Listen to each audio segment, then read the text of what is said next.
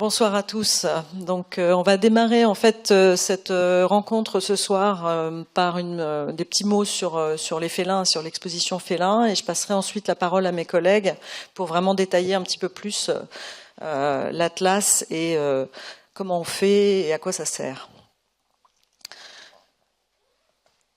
Alors, effectivement, comme l'a dit Anne-Lise, je suis commissaire de l'exposition félin. Donc moi, je travaille sur les carnivores dans un institut qui fait principalement de la systématique, et je suis aussi en charge de collections ici au muséum. Ça fait partie de nos missions de s'occuper des collections patrimoniales qui sont la plupart dans nos réserves.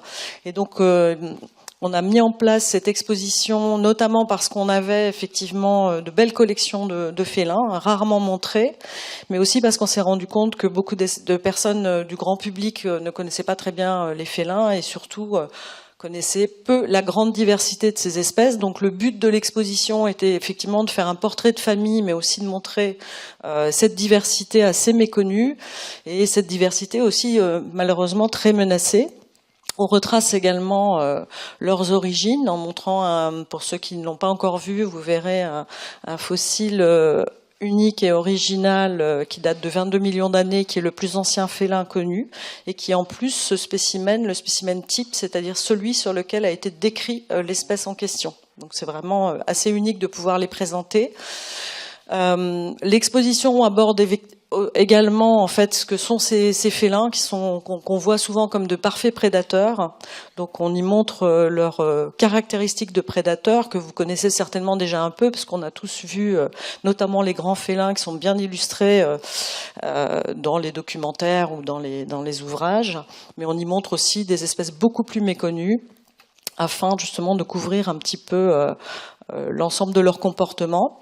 On traite également des rapports avec l'homme, puisque ces félins sont forcément en tant que prédateurs souvent une image de puissance, donc qui a souvent été reprise par les puissants justement, et aussi bien entendu la domestication. Il n'y a qu'un seul félin qui a été domestiqué et qui venait du Moyen-Orient. Il y a malheureusement aussi énormément de félins à l'heure actuelle qui sont utilisés comme animaux, on va dire pas domestiques mais de compagnie, des espèces sauvages, ce qui contribue beaucoup aussi à des prélèvements dans la nature et un impact sur la conservation de ces espèces. Alors cette exposition, alors il y en a plein qui l'ont vue, donc vous avez pu justement admirer ces pièces de collection où on a de nos collections du muséum à peu près 80 spécimens. Donc certains ont été réalisés pour l'exposition, mais beaucoup viennent de nos réserves.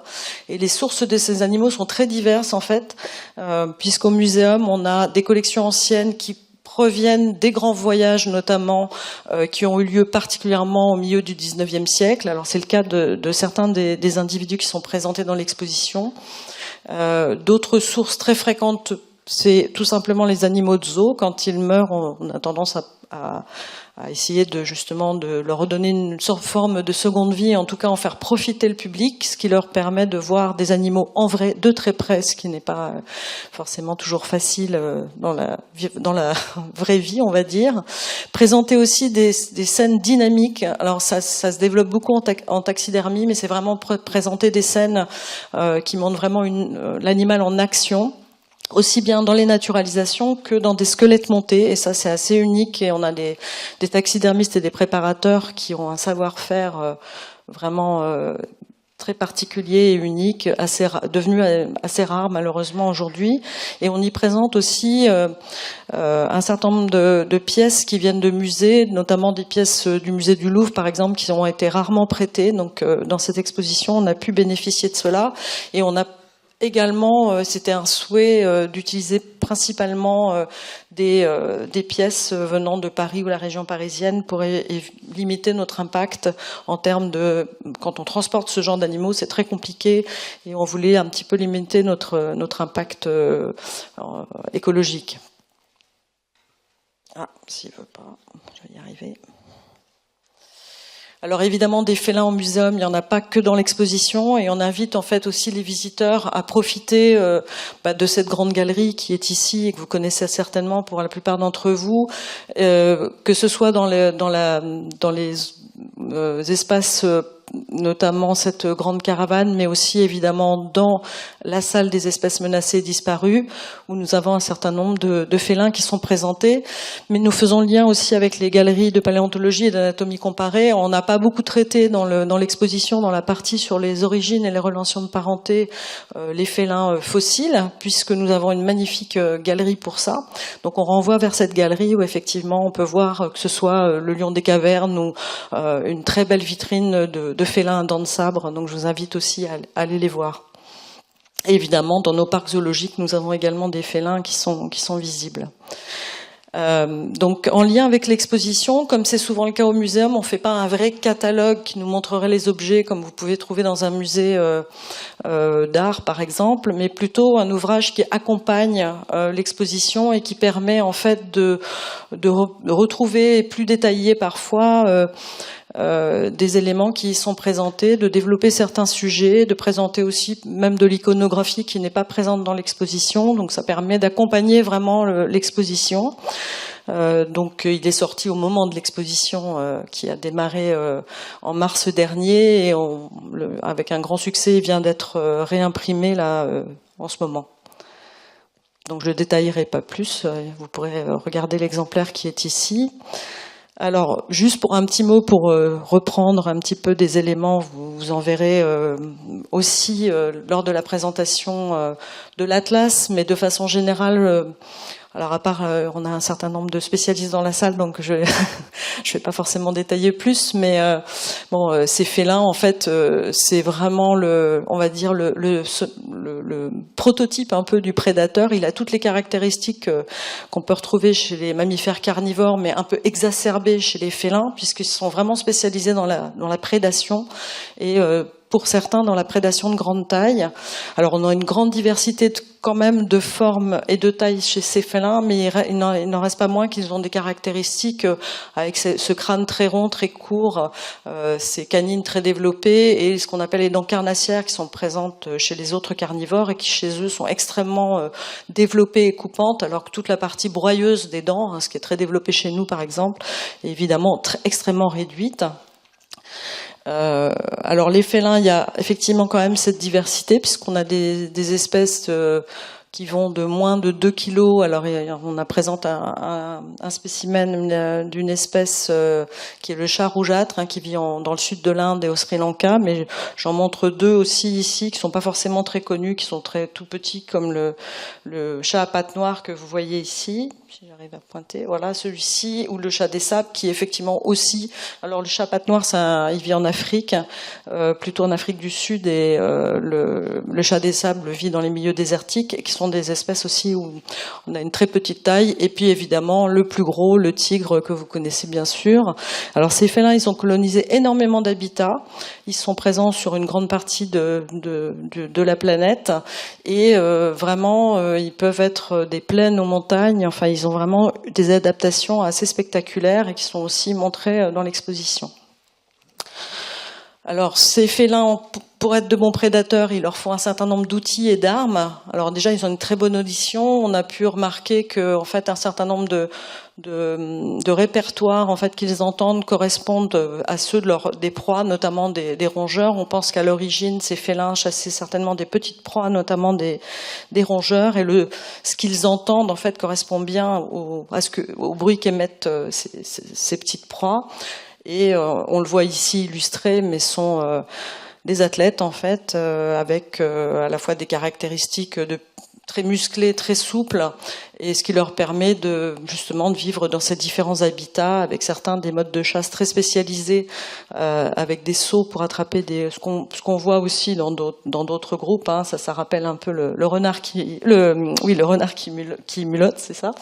Et un certain nombre d'espèces qui sont extrêmement arboricoles et qu'on peut trouver vraiment très en hauteur et qui peuvent même se pendre par les pattes arrière. Enfin, on a l'impression qu'ils fonctionnent presque comme des primates dans leur mode de vie. Alors les menaces sur les félins, elles sont extrêmement nombreuses.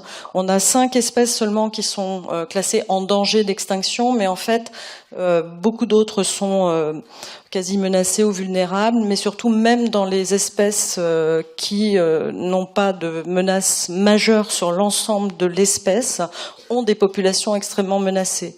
Si on prend l'exemple de la panthère, elle n'est pas menacée à l'échelle de l'espèce, c'est une espèce à très large répartition, mais on a des populations qui sont en danger critique d'extinction. C'est le cas de la panthère de l'Amour qui vit dans l'Extrême-Orient, par exemple. Alors ces menaces, elles ont été pendant très longtemps notamment liées au trafic au commerce de fourrure. C'est un peu moins le cas aujourd'hui, et les menaces très importantes à l'heure actuelle, c'est surtout la perte et la dégradation des habitats. Il faut savoir aussi que ces habitats, en plus de se dégrader, se fragmentent énormément, ce qui pose un grand problème pour les animaux pour se déplacer, pour les jeunes pour disperser, pour qu'il y ait des connexions entre les populations, ce qui peut les fragiliser d'un point de vue génétique, par exemple. Une menace importante aussi qui est liée au développement de ces infrastructures et la fragmentation, c'est les collisions sur la route. On a le cas très clair qu'on a eu, nous, pour obtenir entre guillemets, notre jaguar qui est présenté dans l'exposition, qui s'est fait heurter par une voiture en Guyane française. Et pour beaucoup d'espèces, on estime que c'est souvent pratiquement la moitié de la mortalité vient à l'heure actuelle, pour beaucoup d'espèces et dans beaucoup de régions, des collisions sur la route avec les véhicules. Une menace importante pour ces félins, c'est la chasse et le braconnage. Alors, ça va être évoqué, les menaces vont être évoquées aussi dans le cadre de l'Atlas sur les espèces françaises. Donc moi, je vais plutôt parler de cas que vous connaissez peut-être, qui est en Asie du Sud-Est notamment, avec le tigre qui est extrêmement menacé par des prélèvements dans la nature ou venant d'élevage à destination de la médecine dite traditionnelle. Il y a des croyances sur à peu près toutes les parties du corps du tigre sont utilisées en médecine traditionnelle, et les tigres devenant de plus en plus rares, en fait, on voit à l'heure actuelle, et depuis pas mal d'années maintenant, mais se développer un trafic de parties d'autres félins, notamment du jaguar, une augmentation fulgurante des ventes légales d'ailleurs, de squelettes d'Afrique du Sud, de lions par exemple, et même de la panthère des neiges se retrouve aussi dans ce trafic, donc un impact secondaire à l'attrait du tigre. Le trafic animal, il touche aussi des animaux vivants, avec des modes, notamment récemment sur le serval, qui est utilisé pour faire un croisement avec le chat domestique pour donner la race Savannah, mais malheureusement, ça entraîne un énorme trafic de serval vivants. Là, on parle d'animaux vivants qui sont introduits avec les saisies à l'heure actuelle. Ça va de plusieurs dizaines juste en France, mais c'est uniquement ce qui est saisi du trafic, mais on sait que ça va beaucoup plus loin. Toutes les causes qui touchent les félins vont toucher aussi leurs proies, et il est évident que la diminution des proies va les impacter. Ce sont des animaux qui ont besoin de proies vivantes pour vivre. La pollution également, on y pense un peu moins, mais il peut y avoir de l'empoisonnement secondaire du fait d'empoisonnement de leurs proies. Et aussi, pour certaines espèces, alors c'est surtout le cas en Asie du Sud-Est, où il y a plusieurs espèces qui sont spécialisées dans la chasse de proies aquatiques. C'est le cas du chat pêcheur ou du chat à tête plate, deux espèces qu'on connaît très peu, mais qu'on peut voir dans l'exposition. Et on sait que, pour plein de raisons, ici comme ailleurs, et surtout là-bas, les cours d'eau sont extrêmement pollués, et en plus se dégradent, et il y a une perte des habitats humides un petit peu partout sur la planète, et ça touche énormément ces félins qui déjà sont menacés par par l'ensemble de ces menaces. Et enfin, le changement climatique, on pourrait imaginer que ces animaux le subissent relativement peu, parce que voilà, ce sont de grands animaux qui se déplacent facilement, donc ça va pas forcément les affecter. Et on sait que dans certaines zones, il y a déjà un impact.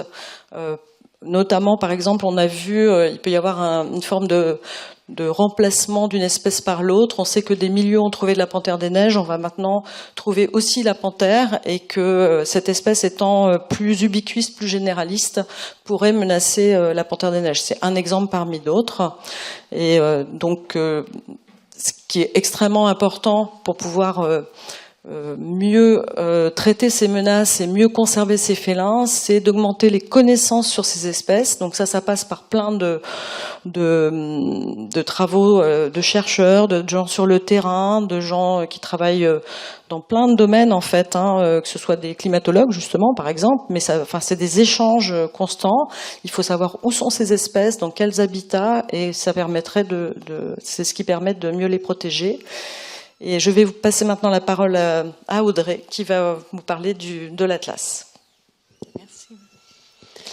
Effectivement, voilà, pour protéger les espèces, il faut mieux les connaître, et donc c'est le but notamment de l'Atlas, de synthétiser tout ça. Donc très rapidement, l'Atlas des mammifères de France. Donc je sais qu'il y en a plusieurs qui sont bien au courant de ce projet. Donc c'est un projet qui a vu le jour il y a déjà une dizaine d'années, qui traite de l'ensemble des mammifères de France, métropole et outre-mer. Donc on est à 450 espèces environ, parce que au fur et à mesure des connaissances, le nombre peut fluctuer encore. Et donc du coup, on s'intéresse aussi bien à la métropole qu'aux Antilles, qu'à Clipperton, la Guyane, les îles Éparses, la Terre Adélie pour les mammifères marins. Donc toute la France en entier. On a déjà travaillé, donc, vu le volume d'espèces, donc on a 450 espèces, et notre but c'était de faire la synthèse la plus complète. Donc on était parti sur séparer en différents volumes l'Atlas. Donc on a sorti un premier volume sur les mammifères marins, qui est paru déjà en 2016. Donc pour info, il y a 71 espèces de mammifères marins donc en France. Ensuite, on a publié les ongulés lagomorphes. Donc, ongulés lagomorphes, c'est tout ce qui est lapin, lièvre, cerf, chevreuil, tapir, parce qu'on a la Guyane à chaque fois avec toute la richesse d'espèces qu'elle peut amener. Donc ça a été publié en 2021. Donc là, on avait 28 espèces et beaucoup de connaissances sur ces espèces. Et là, du coup, plus particulièrement, on vient aujourd'hui parler enfin de l'Atlas des carnivores et primates, qui va être publié dans quelques semaines. Donc là, ça porte sur 43 espèces. Et derrière tout ça, il y a beaucoup de contributeurs, et notamment, là, il y a 76 rédacteurs, donc quelques-uns qui sont présents ce soir, donc je remercie vivement. Donc beaucoup de travail derrière pour toutes ces synthèses. Et les projets à venir, donc on a l'Atlas des chiroptères, donc qui est en cours. Donc là, je mets un gros point d'interrogation sur la date de publication, parce qu'on est sur 175 espèces et on en est encore que au début. Il y a un petit fascicule là pour ceux qui voudront plus d'informations sur ce volume. On s'intéressera après à tout ce qui est rongeurs, donc ça sera pareil, ça sera un volume très important parce qu'il y a beaucoup de rongeurs en France. Et le dernier, on parlera des olipotifles, xénartres et diprotodontes.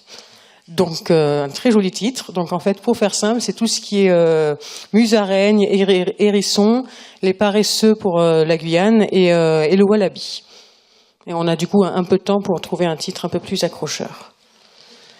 Donc pourquoi faire des atlas? Géraldine en a déjà parlé, c'est que pour bien protéger les espèces, il faut avoir les connaissances, parce que si on ne sait pas où la trouver, ni quelles sont les menaces qui pèsent sur elle, on peut pas la conserver comme il faut.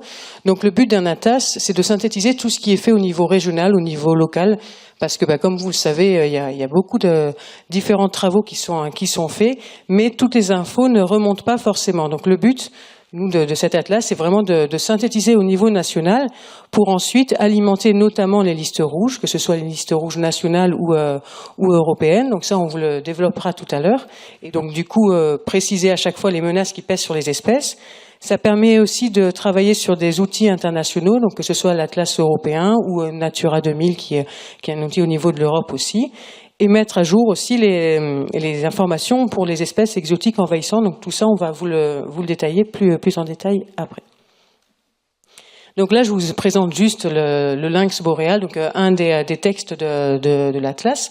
Donc pour chaque espèce, vous avez à chaque fois une carte de répartition mondiale, une carte de répartition nationale qui valorise toutes les données de 2000 à aujourd'hui, à 2020 pour cet Atlas-là. Donc à chaque fois avec de l'iconographie qui a été partagée. On a tout un point, donc vous voyez là sur les statuts de menace qui pèsent sur l'espèce. Et ensuite, donc on a une mise à jour de la taxonomie, parce qu'en fonction des espèces, ça peut pas mal évoluer. Des infos sur la description de l'espèce, les menaces qui pèsent sur elle, son écologie, son comportement, sa reproduction, etc. Donc vraiment une synthèse en essayant de valoriser au maximum les travaux qui sont faits en France, parce que voilà, c'est pour avoir l'information la plus précise par rapport à notre territoire. Et donc là, si je continue sur l'exemple du lynx boréal, donc c'est une espèce qui est assez intéressante parce qui a subi une forte régression de son aire de répartition, comme vous pouvez le voir là sur ces cartes. Avec, au XVIIe siècle, il a disparu des Vosges. Ensuite, il a disparu du Jura et du Massif central. Et début du XXe siècle, il a tout simplement disparu du territoire, donc avec les Pyrénées, puis les Alpes, où on l'a plus observé. Donc Géraldine en a déjà un peu parlé, donc je ne vais pas m'étendre sur les menaces, mais c'était comme les menaces qui pèsent sur les autres félins. Donc c'était régression de l'habitat forestier, du coup diminution aussi des populations de proies, des problèmes par rapport à la chasse ou les destructions directes, donc ils ne pouvaient pas forcément compenser via la reproduction. Donc voilà, toute une série de menaces qui pesaient sur cette espèce. Et heureusement, ça fait partie des espèces qui vont un peu mieux quand même aujourd'hui. Donc avec une augmentation des effectifs depuis quelques années, avec notamment au début, grâce à la Suisse qui a fait des premiers lâchers. Donc on a eu le retour dans le Jura donc en 74, parce que cette année on va fêter les 50 ans du retour de l'espèce sur notre territoire. Il y a eu de nouveau des lâchers en Suisse, et donc du coup là on a eu des premières données dans les Alpes côté métropole. Et ensuite, il y a eu des réintroductions donc dans les Vosges, donc ce qui permet d'avoir la carte de répartition que vous avez aujourd'hui. Donc voilà, c'est une espèce qui va mieux, mais qui est encore menacée. Il faut encore être très vigilant sur son état. Et donc du coup, voilà, le fait d'améliorer nos connaissances, ça permet notamment de rédiger des plans nationaux d'action qui vont permettre d'avoir des outils, des actions les plus claires et les plus précises par rapport à la conservation de l'espèce. On peut mieux travailler sur la coexistence avec les activités humaines, donc tout ce qui est conflit avec la chasse ou avec les élevages. Si on a les connaissances derrière pour leur expliquer comment mieux vivre avec, c'est forcément plus facile.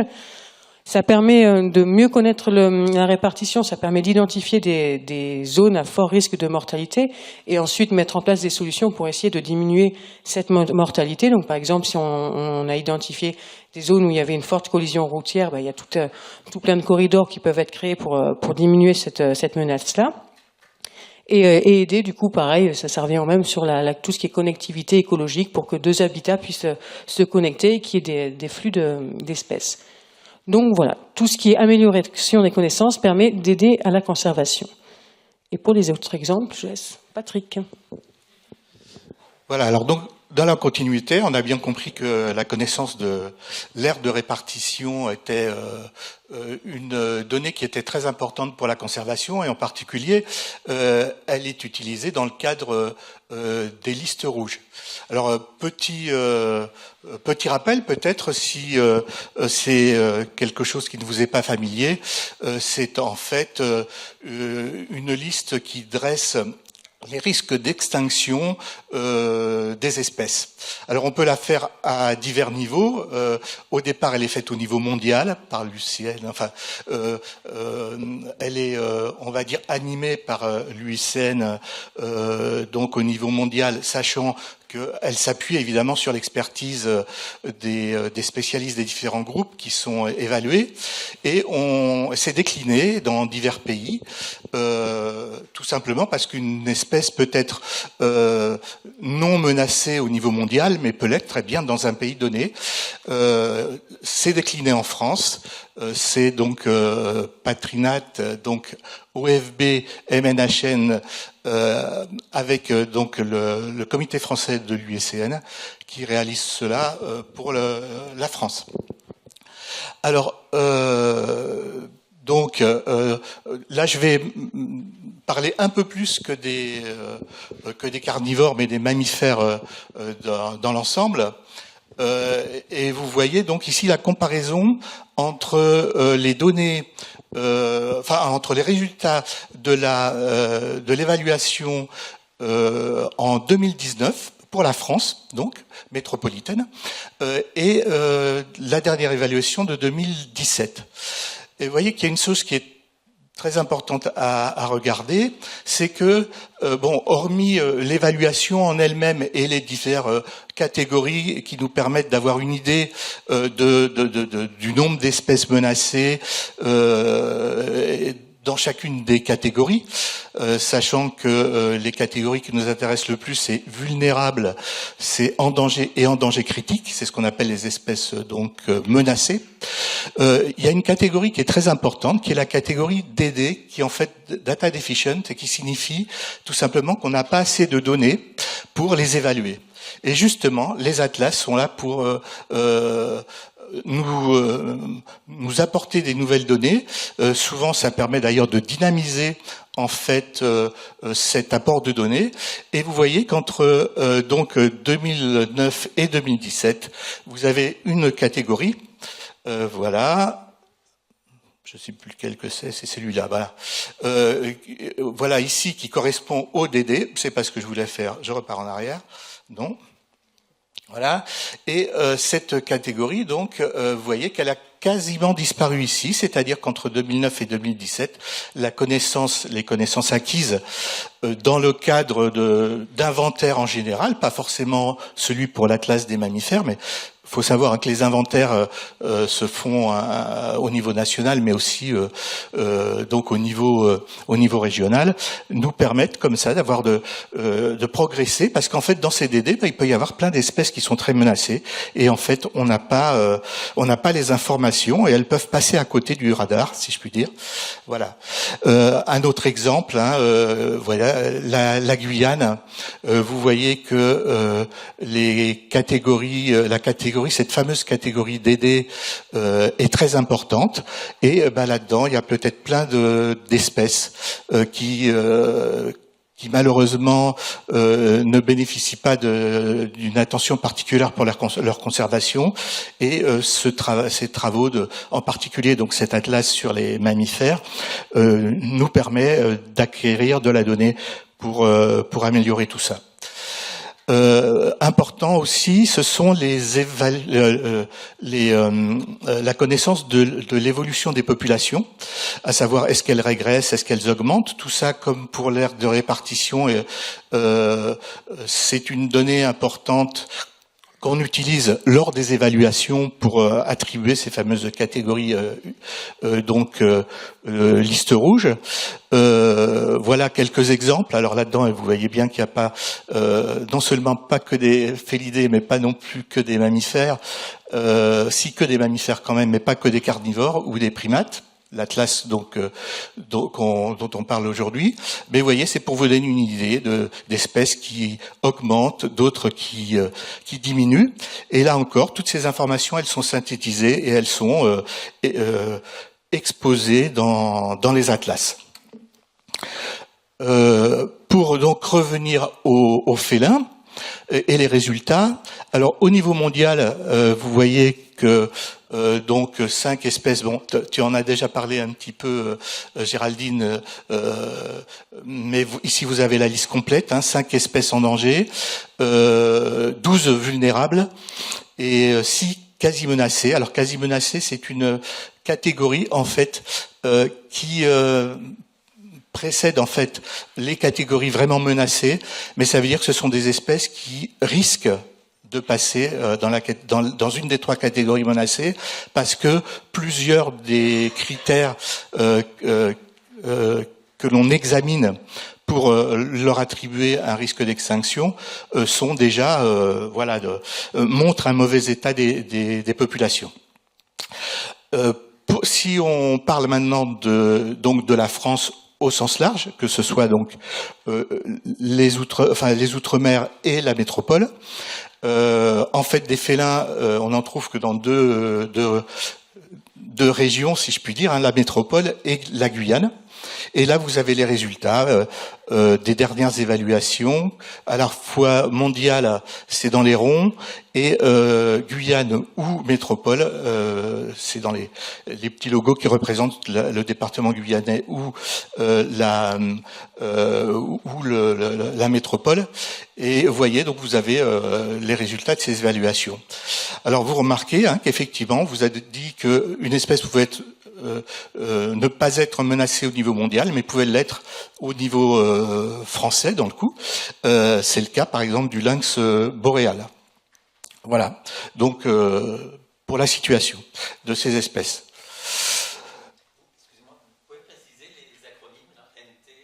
Alors oui, pas de souci. Hein.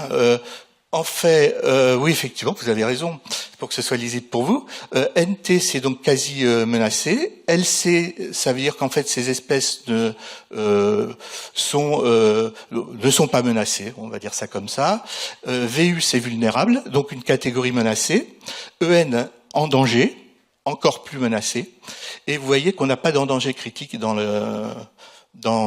parmi nos espèces. Et vous voyez que la plus menacée en Guyane, c'est l'oncille, et en métropole, c'est le lynx boréal. Voilà, je crois avoir donné tous les et AEDD, hein, donc notre fameuse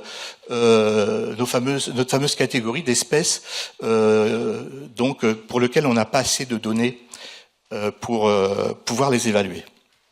C'est bon? Voilà. Ok. Donc voilà. Autre chose qu'on peut tirer donc des atlas, c'est à partir des cartes de répartition, et souvent c'est en fait en comparant divers périodes.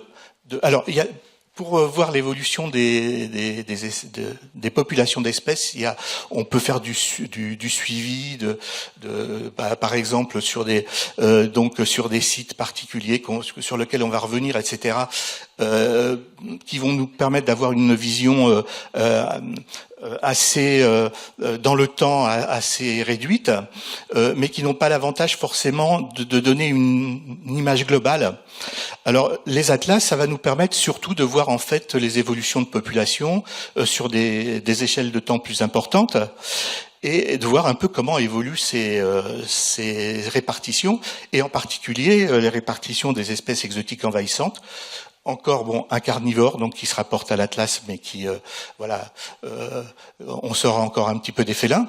Voyez donc l'évolution des populations, enfin de l'ère de répartition de ces espèces depuis depuis alors c'est écrit en petit, je ne sais plus quelle époque, mais peu importe. Vous voyez en tout cas peu à peu, avec le temps, l'augmentation de l'ère de répartition. Et aujourd'hui, on a 3 noyaux principaux qui sont la Bretagne, le Sud-Ouest et le Sud-Est. Et puis un certain nombre de foyers, pas de foyers, donc d'observations ponctuelles. Un intérêt, évidemment, ça va être aussi de pouvoir repérer les endroits où il risque d'y avoir un nouveau foyer qui va se créer. Et on peut faire le lien avec les espèces, avec des espèces locales, et voir un peu comment elles évoluent l'une par rapport à l'autre. Et en particulier, on pense que le vison d'Amérique est en compétition avec une espèce qui est elle en danger critique d'extinction chez nous, qui est le vison d'Europe. Et vous voyez, hein, si on regarde, si on compare les évolutions des deux espèces, voyez comment elle évolue ici jusqu'à ici. Et on a l'évolution exactement inverse, et on voit qu'aujourd'hui, en fait, la population de notre espèce en danger critique est complètement coincée entre au milieu de la répartition du vison d'Amérique. Voilà. Oui. Alors donc, c'est ce que je viens de vous dire, et voilà. Alors. On peut également utiliser à d'autres niveaux ces données Atlas, hein, et en particulier on participe à un programme européen qui va permettre donc de créer, de participer à des cartographies sur des surfaces beaucoup plus grandes, mais à d'autres avec des mailles moins fines. Vous voyez ici un exemple de passage des données de l'Atlas à celui de l'Atlas européen. Alors cet Atlas, on pense qu'il sortira, on espère qu'il sortira donc en 2026. Voilà. C'est encore voilà. Voilà. C'est à moi? Non, c'est toi.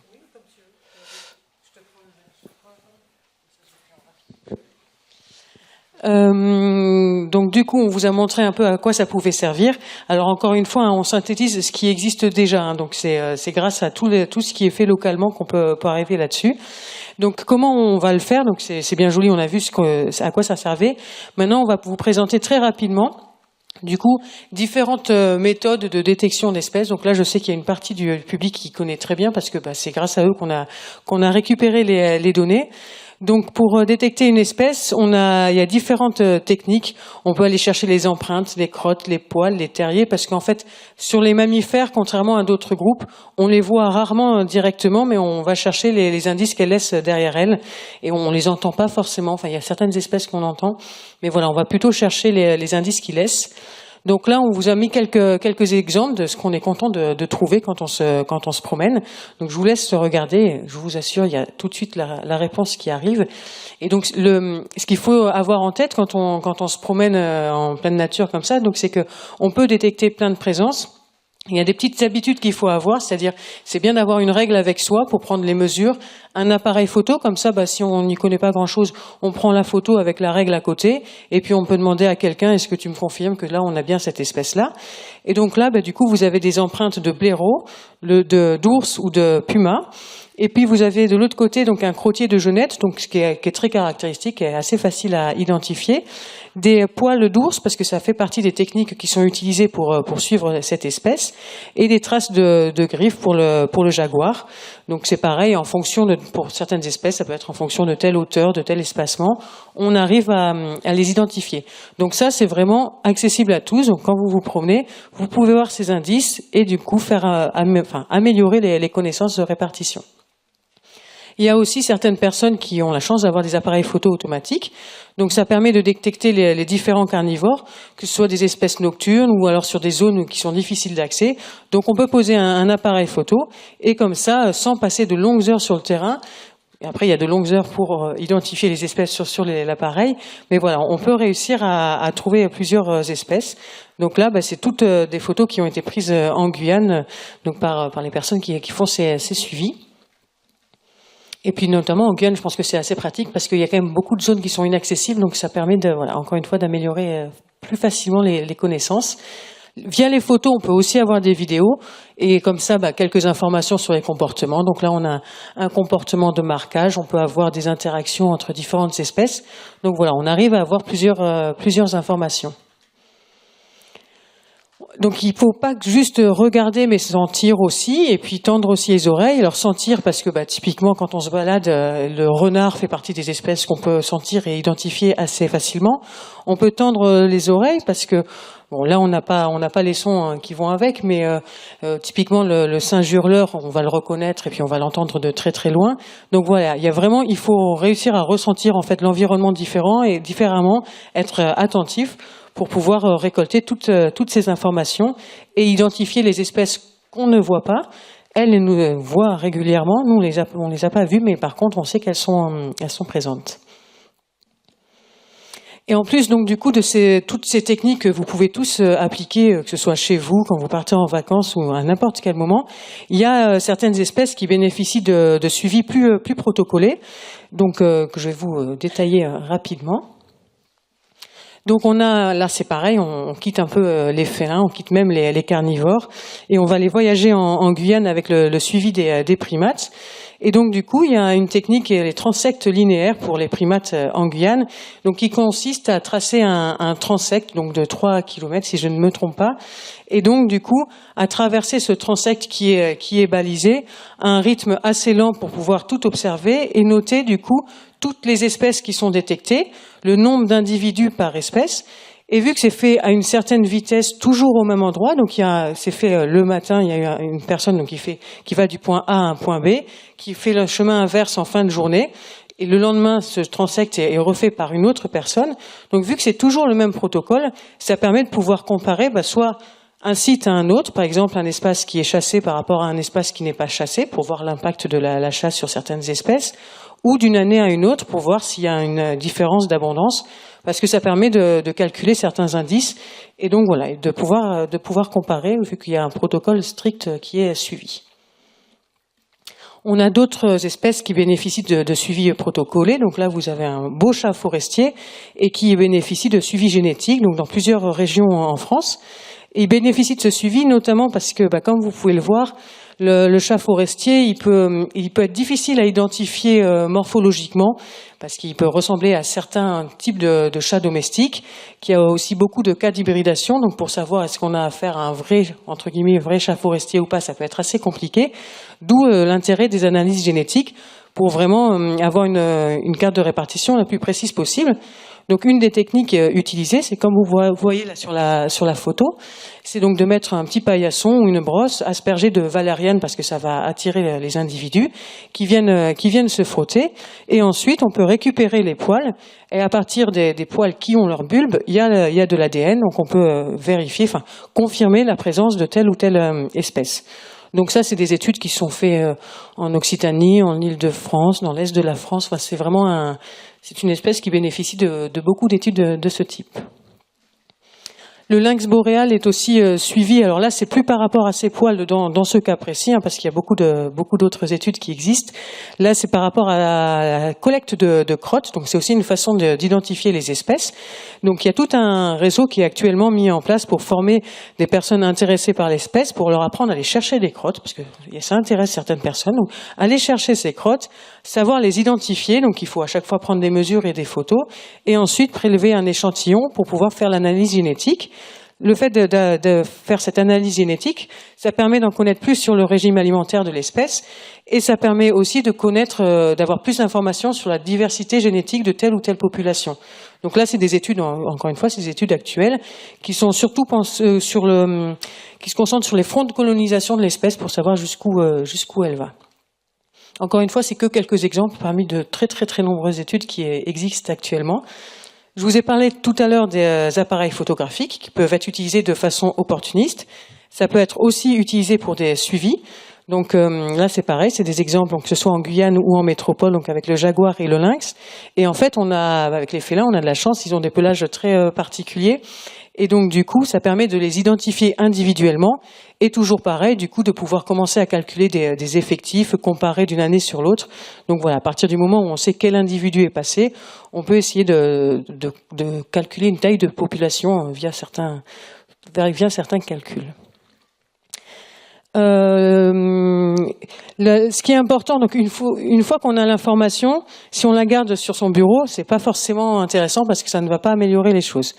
Donc là, un petit, je vois rien parce que j'ai une grosse lumière dans la tête. Alors je ne sais pas si, vu le public d'aujourd'hui qui connaît quand même bien, je ne suis pas sûr que ça va marcher, mais au pire vous allez pouvoir vous étirer. Qui est-ce qui a déjà vu un renard roux dans le public là? Vous pouvez lever la main. Donc vous êtes une grande majorité.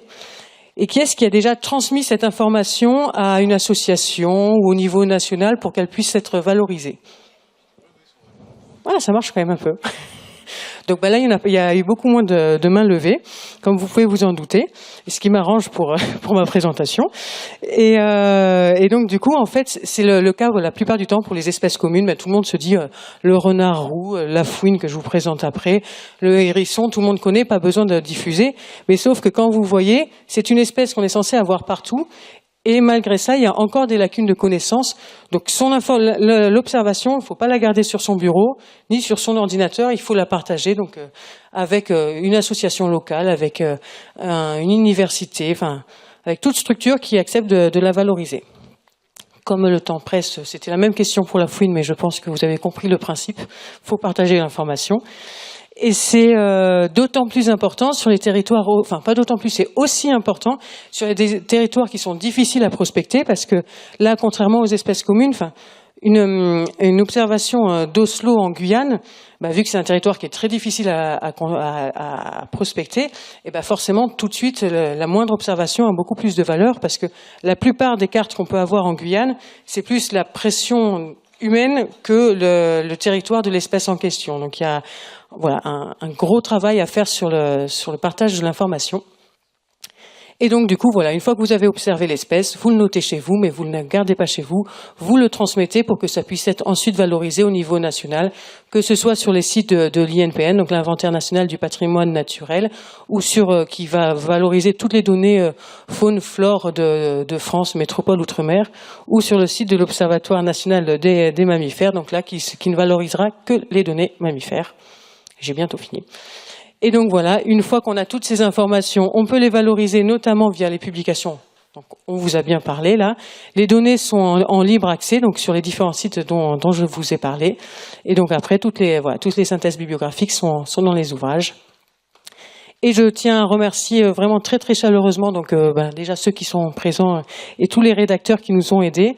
Donc voilà, toutes ces personnes, parce que sans eux le travail n'aurait pas été possible. Merci aussi à tous ceux qui ont partagé les informations, les photos, etc. Parce que c'est vraiment grâce à eux qu'on arrive à aller au bout de ces beaux projets. Merci à tous.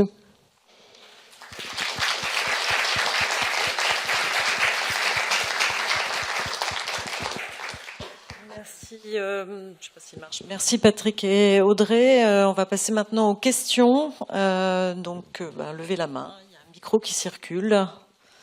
N'hésitez pas.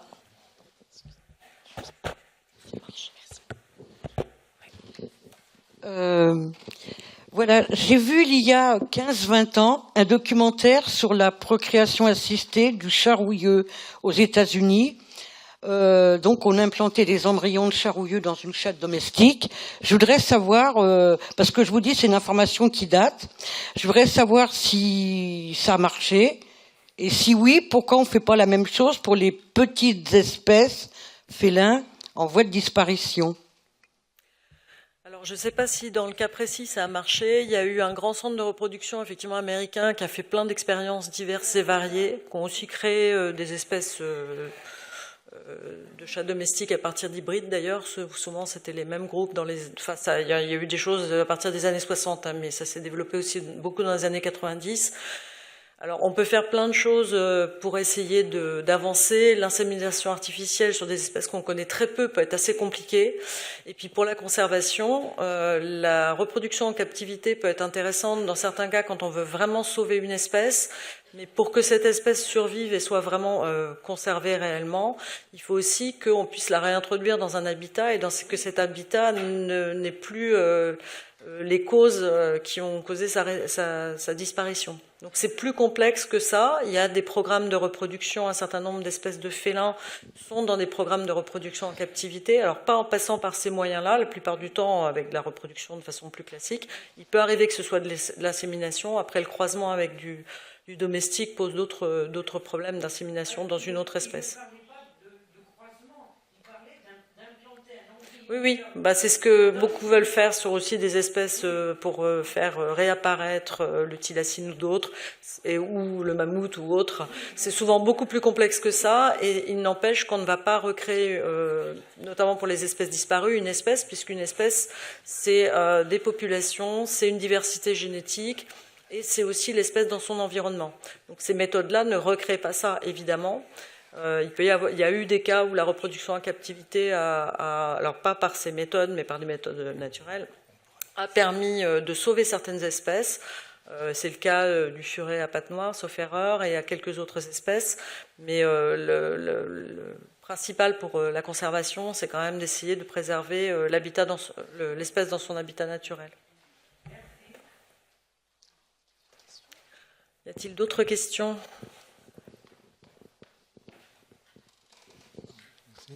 Merci. Alors, dans l'exposition, dans le catalogue, vous avez identifié 36 espèces. Alors, on est parti sur 38, mais oui, oui. 38. Alors, le site de American Society of Mammalogists identifie dans sa dernière mise à jour 47 espèces, avec 14 genres. Je suppose que vous êtes d'accord sur les 14 genres. Et le Catalogue of Life, lui, en identifie 42. Oui, en fait, il y a eu une révision taxonomique par un groupe en fait lié à l'UICN. Donc, c'est une publication de 2017 par Andrew Kitchener et ses collègues, qui était plutôt sur 42 à 44. Nous, on a fait, en fait, il y a eu depuis des publications, notamment de génomiques, qui ont pu modifier certains des résultats qu'ils avaient eus, pour lesquels il n'y avait pas ce genre de données. Donc en fait, on a pris une position à la fois pour certaines espèces en les suivant. C'est le cas de l'oncie qui maintenant est considéré comme 2 espèces, oncie du Nord, oncie du Sud. Pour d'autres, même si c'est pas toujours suivi, par exemple, il y a la question de alors du chat forestier, chat ganté, chat domestique, chat de biais, éventuellement chat d'Iriomote, enfin voilà, qui selon les auteurs et selon les études et selon les travaux, tout le monde n'est pas toujours d'accord si ce sont des espèces différentes ou des sous-espèces d'une même espèce. Donc en fait, on a fait un espèce de compromis entre des avancées nouvelles et la taxonomie telle qu'elle avait été évaluée. Après, il y a aussi plusieurs félins d'Amérique du Sud qui, à l'heure actuelle, sont on dit splittés, c'est-à-dire séparés en plein d'espèces différentes. Dans certains cas, il n'y a pas toujours les données suffisantes pour le dire, c'est-à-dire qu'il voit qu'il y a des divergences génétiques, mais il faut un ensemble de marqueurs, notamment nucléaires, c'est-à-dire pas que de la transmission maternelle. Donc la génétique, c'est bien, mais quand on a uniquement une vision de la transmission maternelle, en fait, ce qu'on va voir, c'est comment se structure la population. Une espèce qui bouge peu va être très structurée génétiquement pour ces types de marqueurs génétiques, mais ça ne veut pas dire qu'en fait, il n'y a pas, notamment par les mâles, de la dispersion et un flux de gènes qu'on n'a pas vu. Donc c'est ce qui se passait autrefois quand on utilisait très fréquemment ces marqueurs plutôt transmis par la mer, et parfois quand on arrive à avoir des marqueurs qui viennent du noyau, qu'on appelle des marqueurs nucléaires, des gènes nucléaires, on remet les choses complètement en question. Donc c'est la taxonomie, c'est la systématique, c'est très mouvant, puisque chaque nouvelle donnée peut remettre en cause la précédente, d'où ces différents chiffres.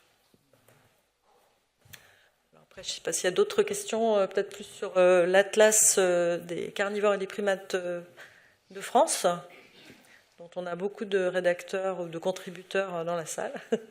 Donc c'est plus au grand public, peut-être, si vous avez des questions sur la façon dont ça se passe. En attendant, pendant que vous réfléchissez, j'en profite, parce que comme je l'ai hyper vite, il y a des infos que j'ai pas eu le temps de dire. Donc juste par rapport à l'Atlas, à chaque fois, les coordinateurs, donc on est Patrinat et SFEPM, et en fonction des volumes, on peut avoir une autre structure coordinatrice. Et notamment, donc pour carnivores et primates et ongulés lagomorphes, on a été appuyé par l'OFB. Voilà, c'était juste, je voulais le signaler. On travaille nombreux sur ces projets-là. Et le muséum, effectivement. Et c'est publié par le muséum en plus. Et vous avez un exemple, je ne sais pas si on l'a signalé, que vous pourrez venir consulter, voilà, de l'Atlas des carnivores de France, un exemplaire ici. Donc en fin de séance, vous pourrez voir de plus près quel aspect il a. Est-ce qu'il y a d'autres questions ? Et les ours, ils font partie de quoi ? Vous voulez dire... Oui, alors les ours sont des mammifères de l'ordre des carnivores, de la famille des ursidés. Ouais. Donc ils sont traités dans notre... Ils sont traités parce qu'ils sont effectivement de l'ordre des carnivores. Même s'ils ne sont pas toujours très carnivores, mais oui. La distinction entre le groupe taxonomique et le régime alimentaire qui n'est pas la même chose. C'est pas tellement une question, j'ai du mal à... C'est plutôt une remarque. Je trouve un petit peu dommage qu'on voit à peu près toujours les mêmes félins dans les documentaires. Par exemple, on voit jamais le chat de Téminck, le chat bai, le chat tête plate. On les voit jamais. Mais j'ai la même remarque pour d'autres carnivores. Hein.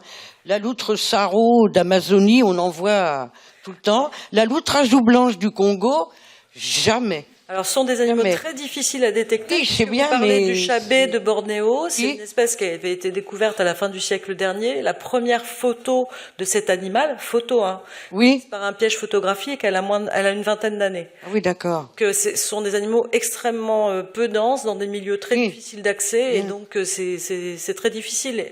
Ce que vous voyez majoritairement dans les documentaires, c'est aussi des animaux qui sont... C'est pour ça qu'on voit beaucoup les animaux des grandes savanes, parce que c'est très ouvert et très facile. On voit un peu moins de choses dans oui, c'est un peu dommage. C'est un peu dommage. Merci.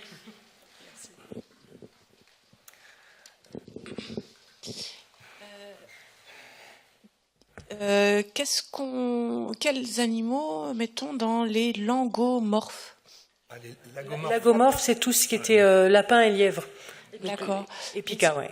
Par rapport aux différents atlas 2016, 2021, 2023, etc., l'écureuil, on le retrouve dans quel... Dans celui des rongeurs. Rongeurs. Donc, voilà, faut attendre encore un petit peu pour avoir. D'accord, ok. Là, on fait on va s'occuper sur, on a les chiroptères, et quand on sera sur la fin des chiroptères, on commencera les rongeurs. Mais comme il y a beaucoup de chauves-souris, donc on était à, je vous disais 175 espèces, donc on traitera les rongeurs après. Et c'était volontairement que les petites espèces, donc rongeurs, puis musaraignes, etc., ont été traitées à la fin, parce que c'est des espèces pour lesquelles il y a le plus de lacunes de connaissances et où du coup, on a besoin de encore plus mobiliser en fait le réseau naturaliste pour faire remonter les données. Donc là, maintenant, ils en ont entendu parler de l'Atlas depuis très longtemps, et il y a des il y a des données qui remontent pour parce que c'est des espèces pour lesquelles les cartes risquent d'être incomplètes. D'accord. Je suis assez fière parce que j'ai un petit écureuil dans mon jardin. Et en faisant des recherches comme ça sur son mode de vie, etc., je suis tombée justement sur un site du Muséum d'histoire naturelle qui répertorie les écureuils. Donc j'ai mis une photo, voilà. C'est un très bon réflexe parce qu'effectivement, ça fait partie des espèces communes. On oublie de transférer l'information alors qu'effectivement, il y a des enquêtes parce que c'est potentiellement des espèces qui peuvent être en régression. On ne sait pas forcément. On a l'impression d'en voir moins de ces espèces, que ce soit l'écureuil, le hérisson. Mais en fait, tant qu'on n'a pas de chiffres, on peut rien prouver. Donc même un écureuil dans son jardin, c'est un très bon réflexe effectivement d'avoir partagé. Voilà, et c'est ce que tu en as parlé tout à l'heure. Souvent, c'est même ces espèces extrêmement communes pour lesquelles on a le moins de données, puisque les gens se disent, finalement, ça tout le monde le sait, donc on ne le signale pas. Et quand on fait des atlas, on peut être, finalement, on peut manquer de données. Ça nous est arrivé justement pour celui sur les lagomorphes, pour le lapin de Garenne, alors qui est en régression, donc certainement maintenant peut-être moins observé. Mais on avait en fait très peu de données d'observation de cette espèce. Donc merci pour cette donnée d'écureuil. Alors ce sera le mot de la fin, participer effectivement, mais on va devoir quitter la salle malheureusement, mais je crois qu'on peut déjà lancer un tonnerre d'applaudissements à vous.